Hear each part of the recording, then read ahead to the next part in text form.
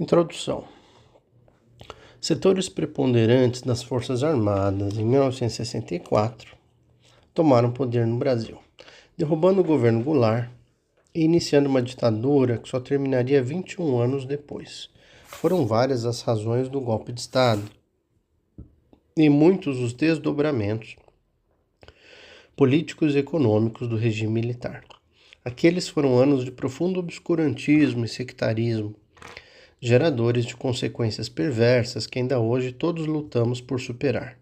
Esse não é um livro sobre o golpe de 64 ou sobre o regime militar como um todo, mas sobre uma de suas mais temidas facetas, o sistema de informações e de segurança, ou seja, o conjunto de órgãos encarregados de fazer espionagem e reprimir os brasileiros considerados, entre aspas, subversivos.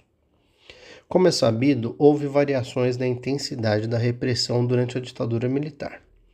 Em certos momentos, como na fase imediatamente posterior ao golpe, ou na conjuntura que se iniciou em 68, a repressão foi muito intensa.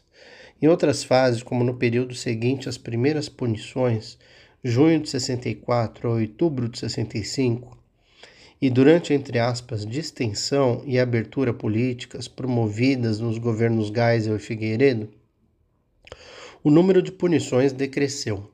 Por causa dessas variações, alguns analistas classificam o período de combate à luta armada como, entre aspas, auge da repressão, de 1968 a 1974, enquanto outros, sublinhando a coexistência do regime político de exceção com períodos de diminuição relativa da coerção, mencionaram o neologismo burlesco dita branda.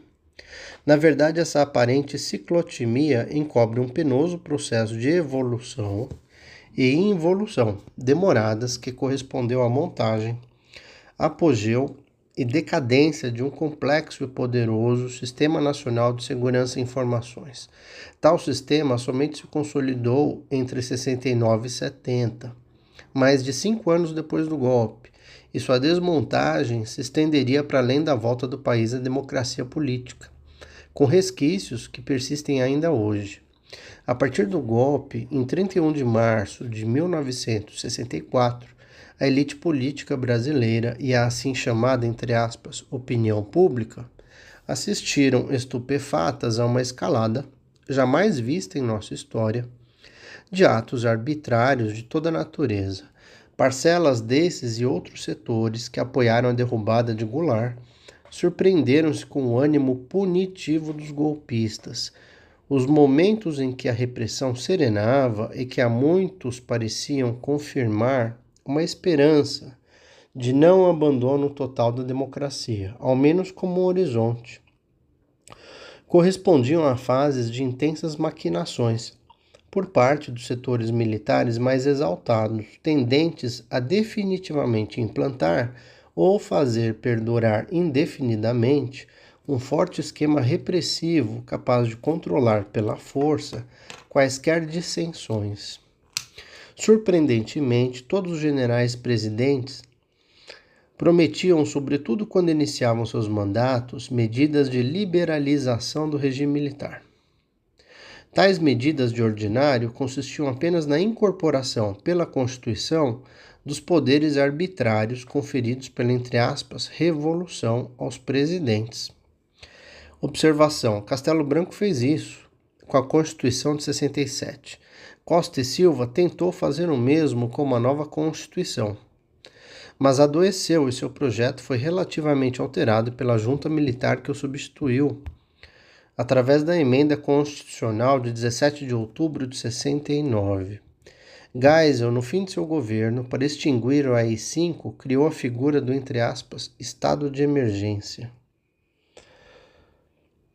Como se vê, essas promessas de liberalização não passavam de uma simples institucionalização dos desmandos, mas ainda assim eram vistas pelos militares mais exaltados como iniciativas assodadas que implicavam risco de perda de controle ante a, entre aspas, subversão, o, entre aspas, comunismo internacional e o, entre aspas, terrorismo. Por isso, eles tudo fizeram para retardá-las. E dessa maneira, a história da implantação e decadência do sistema de segurança e informações corresponde uma outra, qual seja a história da perda e reconquista do controle do poder pelos militares moderados. Esses militares foram sujeitos históricos que implementaram um regime político capaz de atender às necessidades de conhecida combinação de capitais nacionais e internacionais, associados através de estratos específicos das respectivas burguesias, também buscando esclarecer as bases sociais do regime militar. Análises historiográficas e jornalísticas contemporâneas têm caracterizado o golpe de 64 como cívico-militar, assim destacando, ao que parece, tanto o apoio inicial de expressivos setores das classes médias urbanas, quanto a participação efetiva de lideranças políticas civis, que ajudaram na eclosão do movimento. É correta a lembrança.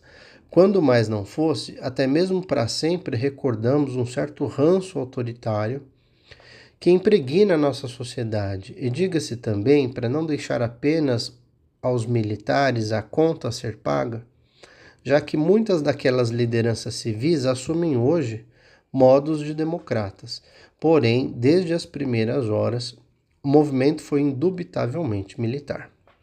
Não há como tergiversar sobre isso. Sua deflagração deveu-se a tropas militares. Na manhã do dia 31 de março, o comandante da 4ª Região Militar, de Juiz de Fora, Minas Gerais, o general Olímpio Mourão Filho, deu ordens para que suas tropas se dirigissem para o Rio de Janeiro, onde estava o presidente da República.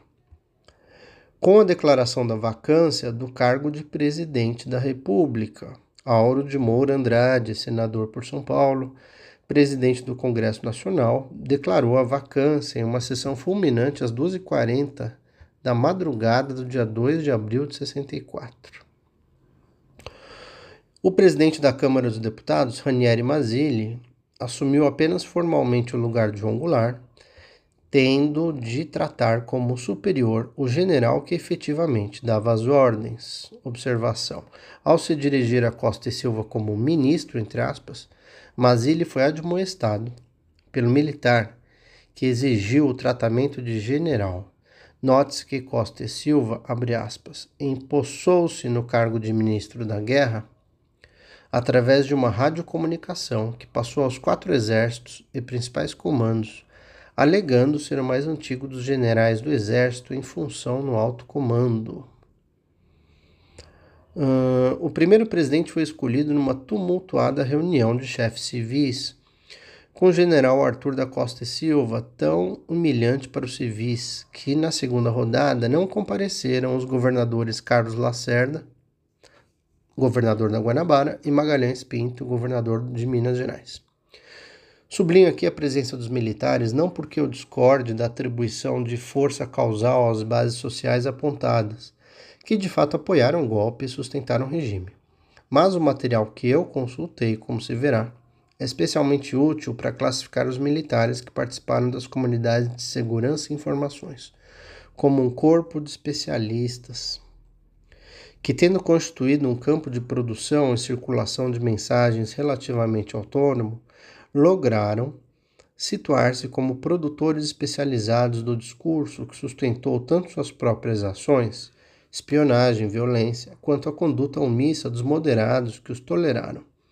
Essa, entre aspas, aliança ambígua fundava-se num, entre aspas, mal entendido mais ou menos consciente, qual seja, a admissão pelos moderados do caráter indispensável da espionagem e da repressão, que não obstante, concomitantemente, era por eles condenados quando se excediam tortura, assassinatos, atentados. Os milhares de papéis sigilosos que a comunidade de informações fazia circular internamente tinham como público ela própria, claro está, mas também informavam autoridades militares e civis que não a integravam diretamente. Tais informações não se constituíam em um amontoado caótico de folhas dispersas, abordando temas fragmentados, por vezes de maneira ridícula, e sempre mobilizando um certo jargão. Configuravam, isso sim, uma rede intertextual produtora de eficazes efeitos de sentido e convicção. Mas, ao contrário do que pensa a importante corrente radical da teoria literária, tais efeitos de sentido não são tudo que a história pode almejar recuperar. Esse material retórico, como já disse, municiou esse corpo de especialistas de convicções para agir e forneceu, enquanto foi reconhecido, aos militares não participantes da comunidade certos sentidos que justificavam a repressão. Portanto, gerava efeitos extradiscursivos, podendo ser analisado como a narrativa de uma infâmia ou o poder simbólico do algoz. Assim, uma das formas mais eficazes do agir da comunidade de segurança e informações foi o estabelecimento dessa relação entre ela própria, que executava, e os demais militares que a admitiam, baseada na força de elocução de um tal discurso, que assim vivificava, recriava-se continuamente e sustentava essas ações. Como ia dizendo, o movimento foi indubitavelmente militar, e por isso mesmo a solução dos problemas viria mano militare. Os primeiros momentos do governo do Marechal Castelo Branco deram a impressão a boa parte dos analistas de que a elite política ainda poderia barganhar posições, sobretudo aquelas que garantissem o funcionamento do Congresso Nacional e a realização futura de eleições. No dia 7 de abril, o Congresso ainda discutia se autorizaria ou não a anulação dos mandatos. Inicialmente, cogitou-se de atribuir ao próprio Congresso poderes ampliados de cassação de mandatos, até porque líderes não militares exaltados insistiam na necessidade, como Herbert Levy, bem como apregoavam o caráter, entre aspas, misericordioso da punição quando imposta aos que erram, posição aberrante defendida pelo cardeal do Rio de Janeiro, Jaime de Barros Câmara. Os chefes do movimento logo dirimiriam quaisquer dúvidas, decretando entre os dias 10 e 13 de abril 45 cassações de mandatos, 162 suspensões de direitos políticos por 10 anos e 146 transferências de militares para a reserva. As medidas de força para boa parte dos parlamentares remanescentes, analistas políticos e opinião pública surgiam como inevitáveis, mas havia uma esperança de retorno à normalidade, até porque os próprios militares adotaram a autoimposição de uma data limite para as punições arbitrárias. Essa esperança seria bastante abalada por episódios posteriores, como o ato institucional número 2. Tratarei no próximo capítulo da crônica de alguns acontecimentos daqueles tempos, para melhor situar o surgimento do sistema de segurança e informações. Por ora, cabe destacar o progressivo pasmo das elites políticas civis liberais diante das ousadias da ditadura militar. Resignação, acomodação, protestos reprimidos ou oprimidos foram algumas das manifestações observadas diante da escalada de endurecimento do regime, tanto quanto do outro lado do complexo político, na esquerda comunista transitar-se-ia, ao longo do tempo, da estupefação às opções desesperadas pela guerrilha urbana e rural. Não se pode falar do papel dos militares genericamente, pois existiam diferenças significativas entre os que apoiavam e ou integravam o sistema de informações e de segurança, que sempre queriam mais punições e vida longa à ditadura, e os demais. É preciso notar, para além da já consolidada percepção da diferença entre moderados e duros, que havia matizes internos a essas correntes, sendo de algum modo restritivo pensar-se apenas em dois grupos. Evidentemente, nem todos os militares da linha dura atuou efetivamente nos sistemas de segurança e informações. Aliás, mesmo os militares radicais que integravam tais sistemas afirmam que casos de tortura, por exemplo, ou não existiram, ou não foram mais do que excessos pontuais, contrapondo-se assim à acusação de institucionalização da prática desses suplícios. De outro lado, moderados, como alguns castelistas, admitiam a tortura como um mal necessário. Como confessara o ex-presidente Ernesto Geisel, nesse ponto concordando com a opinião de militares da linha dura, que acreditavam indispensável uma, entre aspas, certa dose, pelo menos, de tortura psicológica, fecha aspas. Portanto, trata-se de classificação convencional e, sobretudo, controversa, pois é bastante subjetivo atribuir-se a alguém que supõe a tortura um, entre aspas, mal menor, o rótulo de moderado. Se quiséssemos estabelecer uma rigorosa tipologia dos militares que protagonizaram o período, haveria que considerar outros aspectos, notadamente os de natureza política, para além dessas posturas que admitiam maior ou menor violência contra os, entre aspas, inimigos do regime. Seja como for, tendo em vista essa diferenciação básica em dois grupos, admitida inclusive pelos próprios militares, bem como a estrutura hierarquizada da carreira militar, alguns analistas têm mencionado a autonomia que os órgãos de espionagem e de repressão teriam. Isto é, eles atuavam independentemente das cadeias de comando representadas pela hierarquia militar, o que significa dizer que os chefes não estariam tão diretamente envolvidos nas ações mais violentas, como tortura e o assassinato de presos políticos, e sobretudo que tais ações eram feitas sem qualquer autorização da alta hierarquia. Tal autonomia, segundo essa concepção, seria ensejado a constituição de um ramo paralelo, que funcionava segundo as necessidades mais prementes e violentas dos órgãos de repressão. Portanto, embora emulados pelos generais mais radicais, as ações violentas teriam sido perpetradas sem sua autorização direta, estabelecendo-se um sistema inercial difícil de modificar. Trata-se, evidentemente, de uma questão de ênfase, um problema quase acadêmico, pois não obstante possa-se concordar com a ideia de que esse aparato ganhou uma tal autonomia, que, embora subordinado à linha de comando das Forças Armadas, estava a constituir-se gradualmente num poder paralelo. Prefiro destacar sua subordinação hierárquica aos comandos das grandes unidades militares. Minhas ressalvas em relação a essas leituras serão apresentadas ao longo do trabalho, mas posso deixar claro desde já a minha impressão. Os crimes de tortura e assassinato de presos políticos foram cometidos com a conivência dos oficiais generais responsáveis pelas diretrizes e operações de segurança interna. Foram, aliás, esses oficiais generais moderados que criaram a ideia de uma grande autonomia dos responsáveis diretos pela tortura e assassinato, com isso talvez procurando justificar o que, em última instância, deve ser caracterizado como omissão. Por ora, cabe esclarecer melhor a gênese desse livro, como tive acesso aos documentos sigilosos da Divisão de Segurança e Informações, DSI, do Ministério da Justiça, que se constituem no principal material histórico aqui trabalhado. No início de 1993, buscando fontes para minha tese de doutorado sobre o regime militar. Fiquei sabendo que o Ministério da Justiça havia transferido para o Arquivo Nacional o acervo documental da extinta DSI da pasta, Divisão de Segurança e Informações.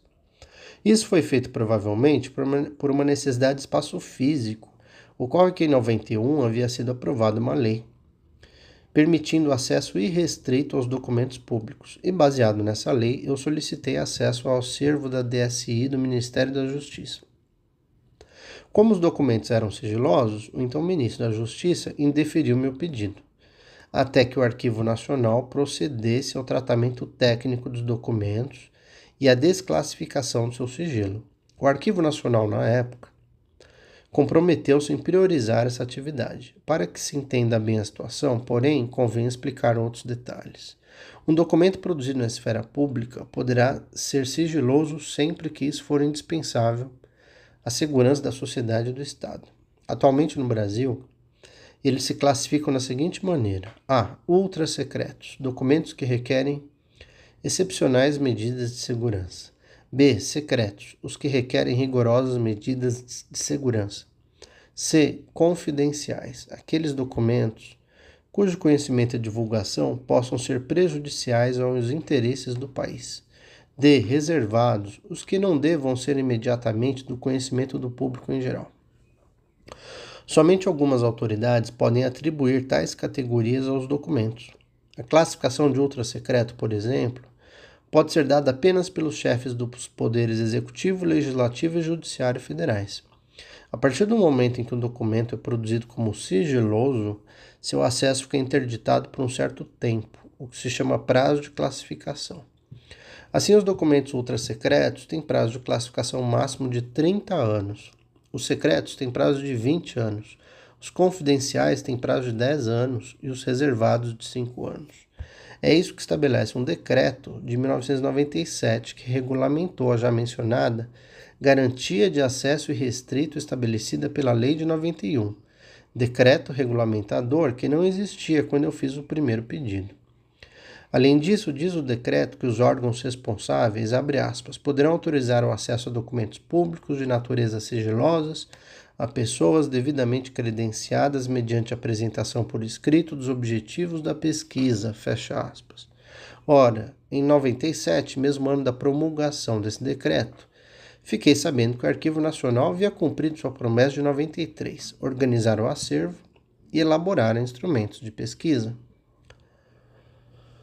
Portanto, na ocasião, o Ministério da Justiça já tinha condições de avaliar a possibilidade de autorizar ou não uma solicitação de pesquisa do acervo. Governo Fernando Henrique, né? Por isso fiz outro pedido.